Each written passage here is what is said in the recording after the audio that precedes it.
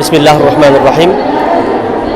Her bir Müslüman adam Peygamberimizni suyugan millettir. Peygamberimiz özünün hadisinde aytadi: "La yu'minu ahadukum hatta akuna ahabba ilayhi min walidihi ve waladihi ve nasi ecmaîn." Sizler kaçan meni öz ata-eneňer, öz baldaryňardan, yani jalpy adamlardan artık yaxşı görmeyince toluk Müslüman bola albaysınlar degen. Biz Müslümanlar üçün her bir gün mavlid boluş gerek. Mına uşunday uluu zattın jarık dünyaya kelgenine жылдын ичинде бир эле күндө эмес, балким күн сайын, минут сайын, ар бир көз илмем сайын кубанып туруш керек. Себеби бул заттын жарык дүйнөгө келгендиги, ал кишинин себебинен бүтүн аалам динсиздик, караңгылыктан, ширктен кутулган.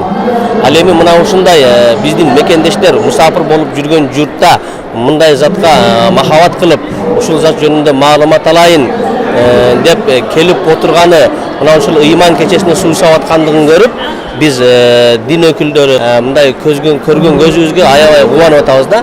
Негизинен муну уюштуруучуларга да bir чоң эмгек керек. Алардан Алла разы болсун. Мен Мавлидте өзүң сурагандай быйыл экинчи жолу болуп атам. Былтыр да келгенмин. Былтыр да аябай таасирленгенмин. Быйыл да ошол көрүнүш. Иншалла бул bir салт айланып калган эме экен. Мындай нерсе токтобосун. Кандай мүмкүнчүлүк тапса эле ар бир адамдын өзүнүн кабыл алуусуна, жөндөмүнө карап пайгамбарыбызды таанытып бара бериш керек. Bu yerге kelgen adamlar negizinen maksat uşul jıyından, uşul geçeden Peygamberimizin bir kuluk münözünü öğrenip gelsin. Özüne jakkan bir sünnetin bekem karmanıp ömrün akına çen oşo sünneti amal kılуу menен ötközsün. Mına uşunday bolsa jakşı bolot.